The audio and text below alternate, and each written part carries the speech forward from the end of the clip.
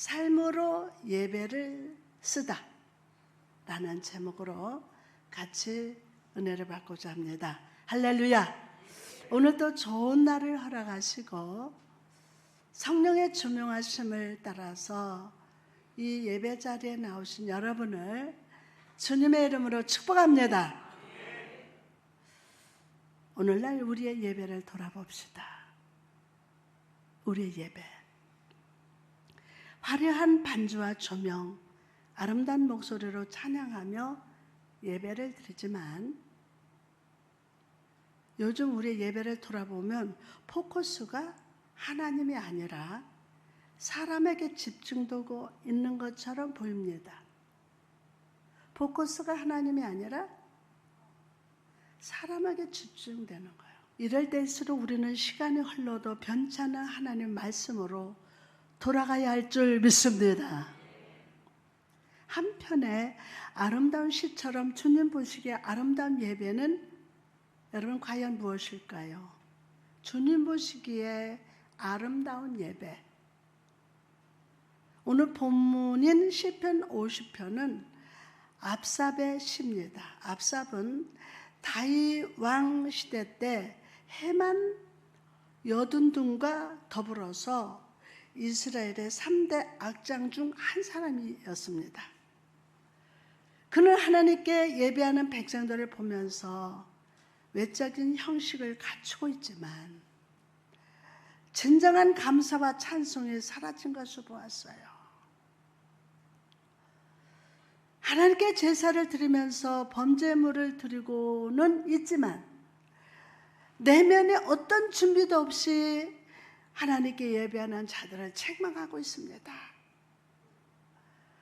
본문 11절에서 13절 말씀 보니까 산의 모든 새들도 내가 아는 것이며 들의 짐승도 내가 내 것이미로다. 내가 가령 주려도 네게 이르지 아니할 것은 세계와 거기에 충만한 것이 내 것이미로다. 내가 수소의 고기를 먹으며 염소의 피를 마시겠느냐?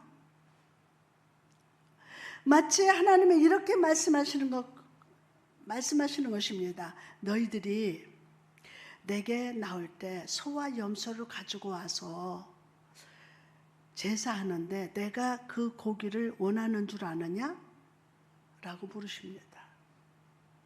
내가 그걸 원하는 줄 아느냐? 옛날 이방인들은요, 제사를 드릴 때 자기가 드린 동물 제사가 신들이 즐겨 먹는 음식이라고 생각을 했다고 합니다. 신들이 그 제물을 먹고 어떤 제물을 드러내느냐에 따라서 그 가치에 따라서 더 큰 것을 준다고 생각했습니다.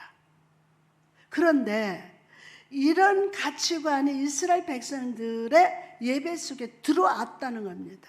예배 속에 이 가치관이 들어왔다는 거예요. 제사를 드릴 때 소와 염소를 제물로 드렸으니 하나님이 이 고기를 드시고 큰 복을 주신다고 믿었다는 거예요. 하나님이 드시고. 주님은 이런 백성들의 제사를 보시면서 물으시는 겁니다. 예, 내가 이방신인 줄 아느냐? 내가 이방신인 줄 아느냐? 내가 이런 고기를 먹는 신이라고 생각하느냐? 그러면서 오늘 시인은 하나님께 예배하는 자들에게 참된 예배가 무엇인지를 우리에게 교훈하고 있습니다. 저와 여러분에게 교훈하고 있어요. 하나님 보시기에 아름다운 예배는 어떻게 쓰여질까요? 첫째로 참된 예배의 주어는 감사합니다. 참된 예배의 주어는 안 들려. 참된 예배의 주어는 감사합니다. 감사. 감사로 하나님께 제사를 드리며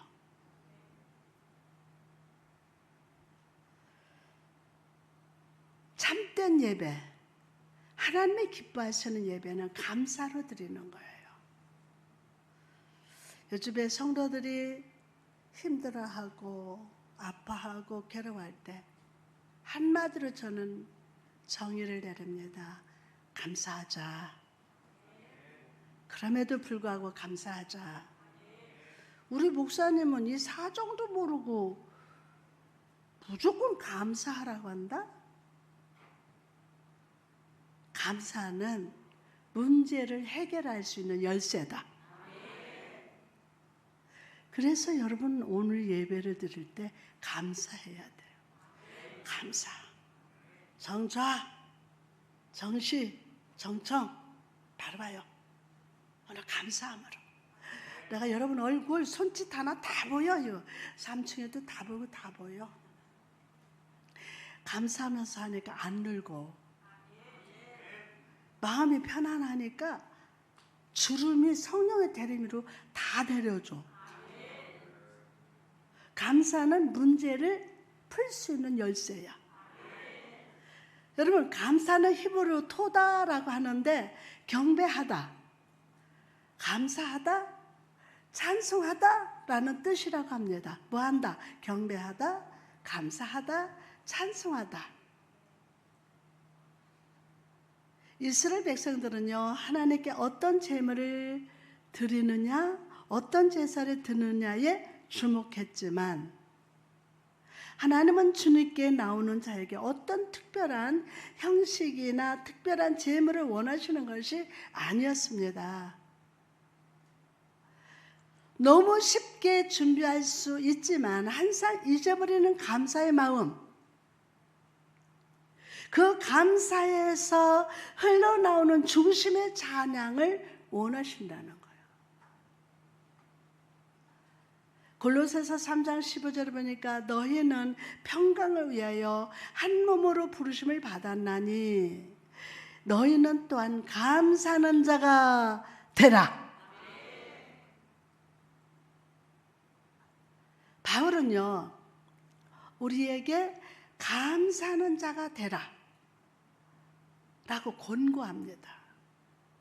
뭐 하는 자가 되라? 권고하고 있어요. 감사하는 자라는 말은 헬라로 유카리스토이라고 하는데, 입으로만 감사하는 수준이 아니라 환경적인 여건이나 물질적인 여건이 좋을 때만 감사하는 것이 아니라 환난이 와도 핍박이 와도 내 주만 위해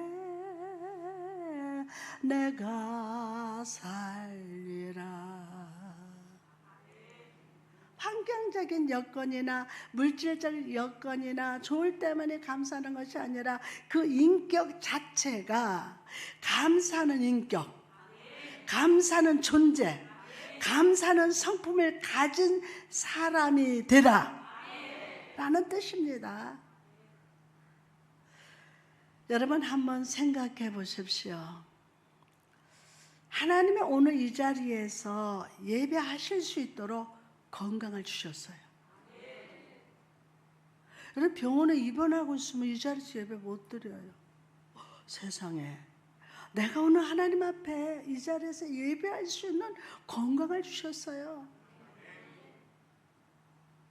질병에 걸려서 병원에 누워있는 성도분들을 신방해 보면 이런 말들을 종종 듣습니다. 목사님, 정말 이 병에 걸리고 보니 얼마나 예배가 소중하고 귀하고 축복인지를 깨달았습니다 라고 하십니다. 건강에 예배할 수 있는 것 감사해야죠. 당연한 거 아니에요. 하나님의 건강 주셔서 이렇게 우리가 하나님 앞에 예배하는 거예요. 그리고 또 한번 생각해봐요. 우리에게 살 집을 주셨어. 목사님, 왜? 우리 길바다로 나서게 될 것 같아요. 아니야, 안 나서. 지금까지 20여 년 보니까 길바닥으로 나선 가정 하나도 없어. 우리에게 살 집을 주시고 교회 올 때 차도 주셨어. 전철 큰 차도 주셨어. 와, 엄청난 큰 차를 주셨어. 얼마나 감사합니까, 여러분? 그죠? 또 제일 감사한 것은 이렇게 예배할 수 있는 은혜의 옥토, 임마누엘 교회를 주시고, 또 한마디만 할게. 양을 전담하는 목사, 전담양 목사를 여러분에게 주셨으니 얼마나 감사합니까?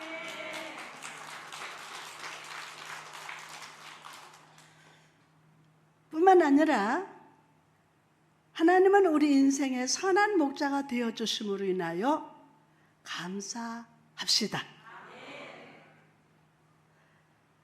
양이라는 짐승은요, 혼자서는 절대 길을 찾지 못합니다. 목자가 인도하지 않고서는 금세 길을 잃어버리고 골짜기에 빠져버립니다. 그러므로 양에게는 목자가 반드시 필요합니다. 여러분 필요하십니까? 여러분 한 마리의 양이에요. 여기서 설계하는 전담양 목사도 양이에요. 하나님의 양이라고. 근데 여러분 양에게는 누가 필요합니까? 목자가 반드시 필요합니다.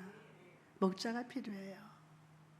시편 78편 52절에 그가 자기 백성을 양같이 인도하여 내시고, 뭐같이? 양같이 인도하여 내시고 광야에서 양떼같이 지도하셨도다.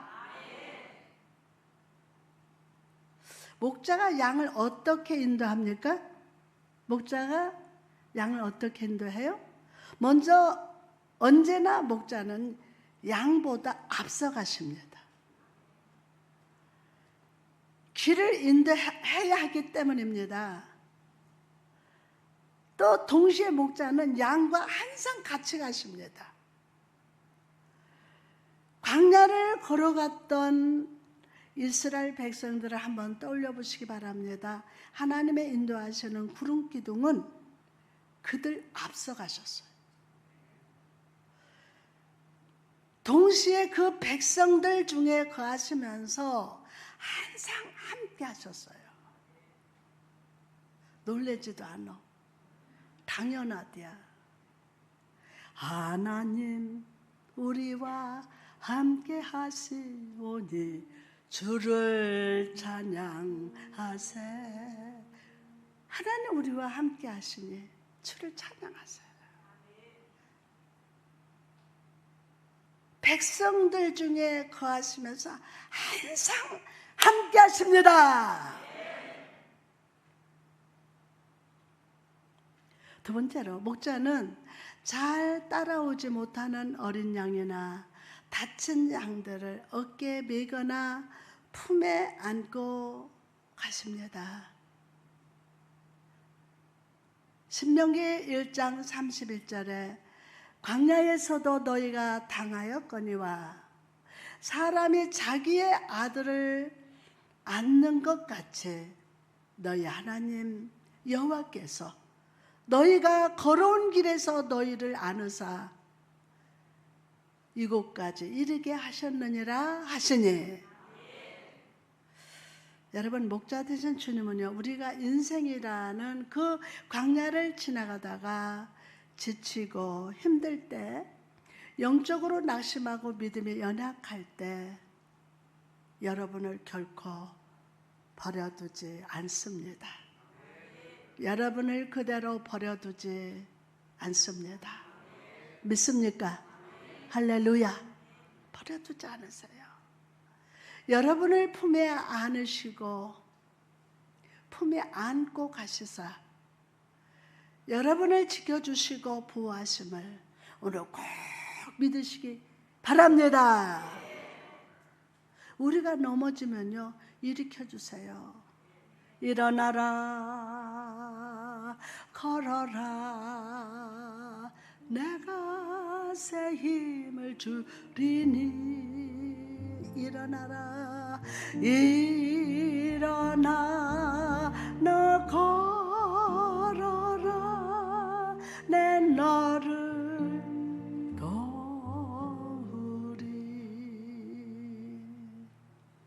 우리가 넘어지면 일으켜 주십니다. 힘들면 푸른 은혜의 초장에서 쉬었다 가게 하십니다. 오늘도 우리 곁에서 평강으로 동행하시고 축복의 가난으로 인도하실 것임을 잊지 마시기 바랍니다. 그러므로 여러분 한치 앞도 알지 못하는 이 불안한 인생을 살아갈 때 매 순간 목자 되신 주님을 따라가시기를 바랍니다. 한 걸음 한 걸음 주 예수와 함께 날마다 걸으시기 바랍니다. 할렐루야. 예수님의 매일 이른 새벽에 기도를 시작하셨던 것처럼 하루의 시작을 하나님께 기도하면서 주님을 찬양하면서 내 앞길을 인도하실 하나님께 감사함으로 시작합시다. 그럴 때 길이요 진리요 생명이신 주님께서 여러분의 목자가 되셔서 매일을 은혜와 평강 가운데 인도해 주십니다. 길 잃어버린 자에게 정로가 되어 주실 겁니다. 정로가 되어 주셔요. 홍해를 갈라 마른 땅이 되게 하셨던 것처럼 창조의 능력으로 길을 만드셔서 구원으로 인도해 주실 수 있음을 믿으시기 바랍니다. 그 엄청난 은혜를 지금까지 체험하면서 여기까지 온 거예요.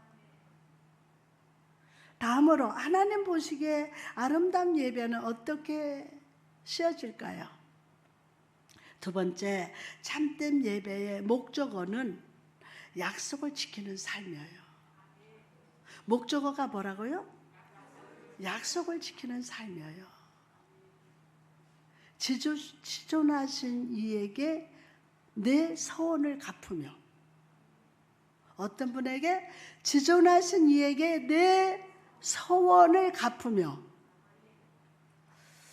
종종 성도 여러분의 기도를 들어보면 이런 고백을 자주 듣습니다. 그 목사님 우리 기도만 듣나? 들려 그냥.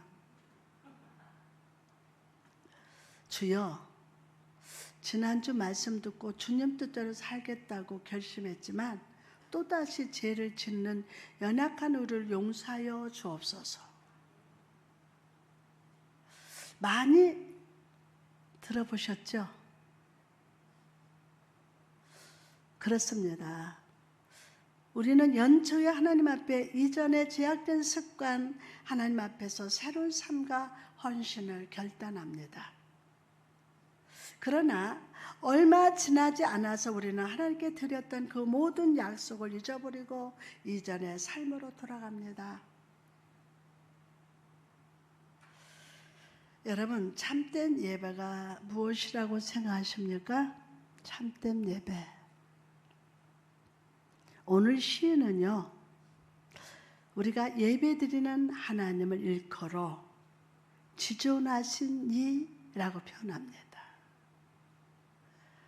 지존하시단 말은 엘루리온이라고 하는데 존귀하신 하나님, 압도적인 위엄을 가지신 하나님,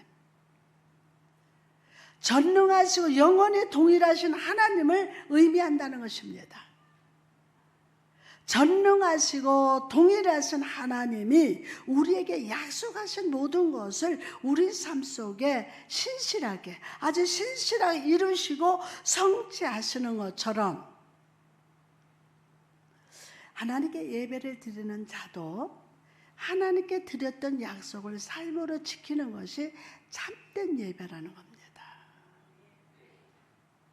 여러분, 성경 속에서 하나님 마음에 합한 자로 인정받았던 다윗을 떠올려 보세요. 사실 그도요, 단점이 많았습니다. 밧세바와 간음을 했고 그것을 감추려고 남편 누구요? 우리아를 죽이기까지 했어요. 한때는 하나님보다 자기 군사력을 더 의지하기도 했습니다. 그러나 이런 연약한 단점이 있었지만 남들에게는 없는 중요한 영적인 마음이 있었는데, 이런 단점이 있었지만 남들에게는 없는 중요한 영적인 마음이 있었는데 어떻게든 하나님을 속이려 하지 않고 하나님 중심으로 살았다는 거예요. 하나님 중심으로. 내 뜻보다 하나님의 뜻을 먼저 생각했습니다. 기쁠 때나 슬플 때나 하나님을 생각하면서 늘 감사의 찬송을 하나님께 불렀습니다. 이전에 사울 왕은 물질에 대한 욕심을 부려서 아말렉의 좋은 가축들을 살려두고서 어떻게 해서 마치 하나님께 제물로 드리겠다는 거짓말을 했어요. 거짓말을. 그러나 다윗은요, 성전 건축을 드리고자 하는 마음을 품고 그 아들 솔로몬 때 성전을 잘 지을 수 있도록 필요한 모든 것을 철저히 준비함으로 하나님께 신실히 약속을 지켰습니다. 그러면 한나를 떠올려보세요. 한나. 그녀가 자식의 없음으로 인해서 하나님께 기도할 때 이렇게 서원을 합니다. 사무엘상 1장 11절에 보니까 서원하 이르되 만군의 여호와여, 만일 주의 종의 고통을 보시고 나를 기억하여 주시사 주의 여종을 잊지 아니하시고 주의 여종에게 아들을 주시면 내가 그의 평생에 그를 누구로 여호와께 드리고 삭도를 그의 머리에 대지 아니하겠나이다. 아멘. 이것은 단순한 기도가 아닙니다. 창조주 하나님의 능력을 믿는 기도예요. 그 하나님 앞에 응답하는 삶을 살기로 결단하는 기도였습니다. 보통 사람들은요, 자기 삶이 갈급할 때, 어려움 가운데 있을 때 하나님 앞에 이런 소원 기도를 잘 드립니다. 주님, 이 문제를 해결해 주시면 제가요 더 열심히 신앙생활 하겠습니다. 봉사하고 열심히 하고 11조하고 더 헌금을 많이 내겠습니다. 해놓고는 문제 해결받으면 그 모든 약속을 버려버립니다. 바치겠다 해놓고 안 바치고, 헌신하겠다고 약속해놓고 다른 일을 합니다.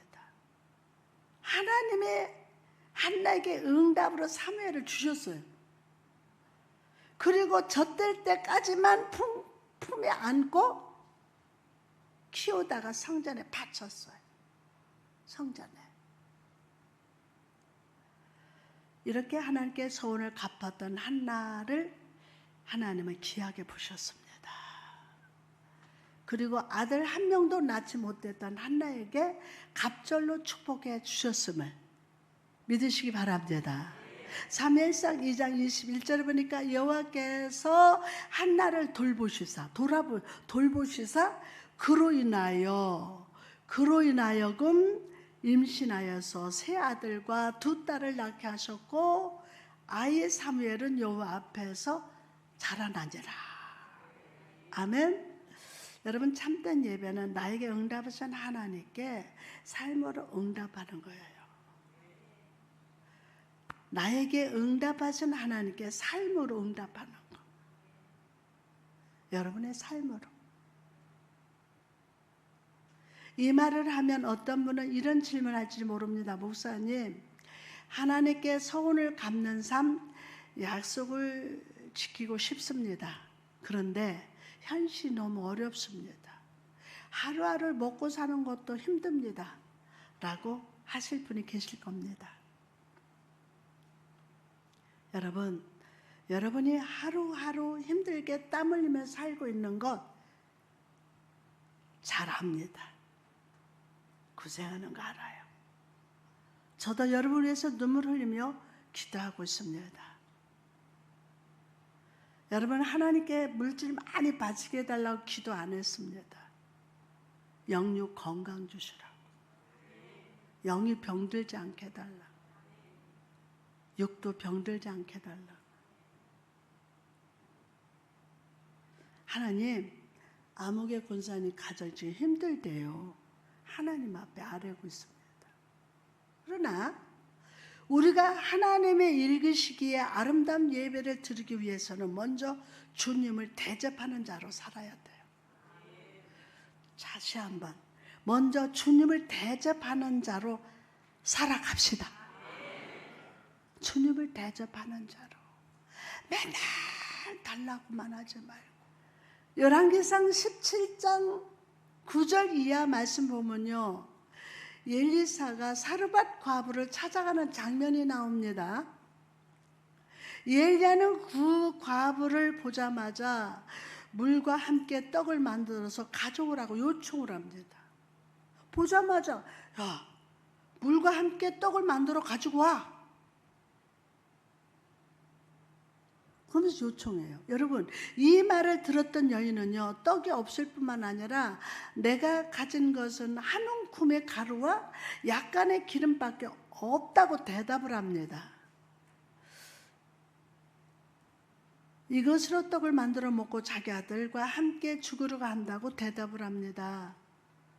없어. 밀가루 한 움큼, 기름 조금이야. 그걸 아는 주의 종이 냉정하게도 이거를 자기한테 물과 함께 떡을 만들어서 자기를 먹게 해달라는 거예요. 그런데도 엘리야는 더 당당한 목소리로 떡을 가져오라니까? 여러분, 이런 엘리야 요구가 어떻게 생각되십니까? 너무합니다. 그렇습니까? 너무합니다. 여러분 그러고 있습니까? 뻔뻔합니다. 너무합니다. 아무리 하나님이 보내신 선지자라 해도 너무 상식 밖의 요구를 하고 있습니다. 여러분, 이 과부의 상황, 이것이 오늘날 우리의 현실입니다. 여러분들이 살아가는 이야기들을 들어보면 참 많이 어려운 것 같습니다. 매일 신락 같은 희망의 끈을 붙잡고 두려움에 떨고 있는 것이 오늘의 현실입니다. 이런 상황인데 하나님은 오늘 우리에게 말씀으로 찾아오십니다. 내 서원을 갚으라. 내 서원을 갚으라. 하나님, 하루하루 먹고 살기도 너무 힘든데 너무 하신 거 아닙니까? 이렇게 힘든데도 먼저 떡을 가져오라고 하십니까? 그렇다면 여러분, 사르밧 여인은 어떻게 반응했을까요? 열왕기상 17장 15절을 보니까 그가 가서 엘리야의 말대로 하였더니, 여인이 이렇게 할 수 있었던 이유가 무엇일까요? 이해할 수 없고 너무 뻔뻔한 요구를 하는 상황이었지만 하나님의 약속의 말씀이 들려왔기 때문이에요. 하나님의 약속의 말씀이 들려왔기 때문에. 아멘.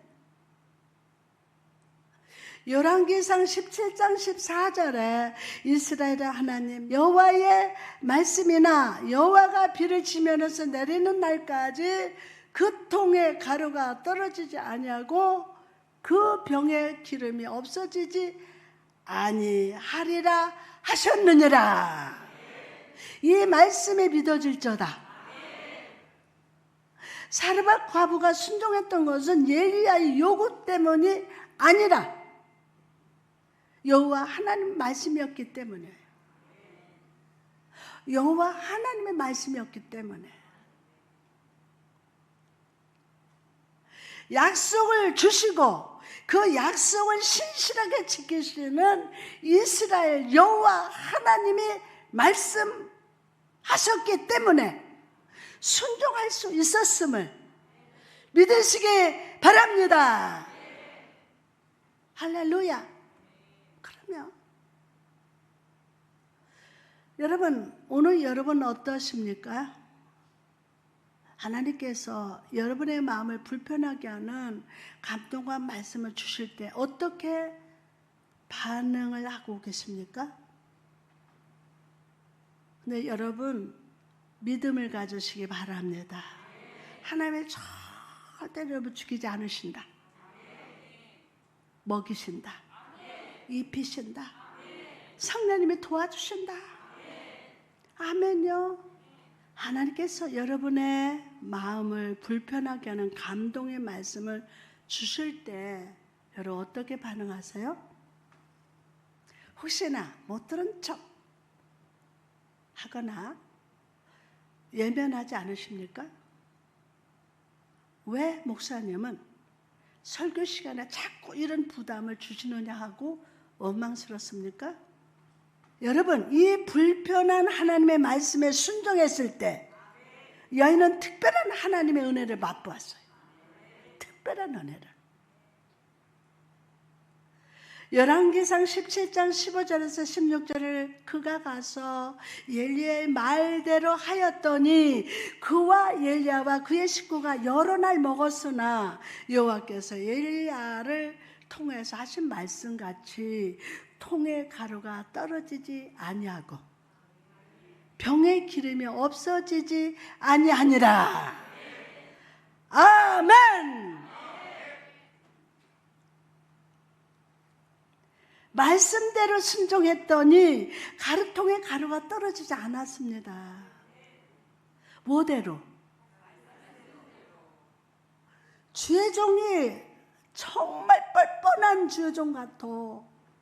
그런데 그 말씀대로 순종했더니 가루통에 가루가 떨어지지 않았습니다. 기름통에 주의 은혜의 기름이 넘쳤어요. 제가 지난 40여 년간 얼마나 많은 하나님의 말씀을 듣고 전했겠습니까?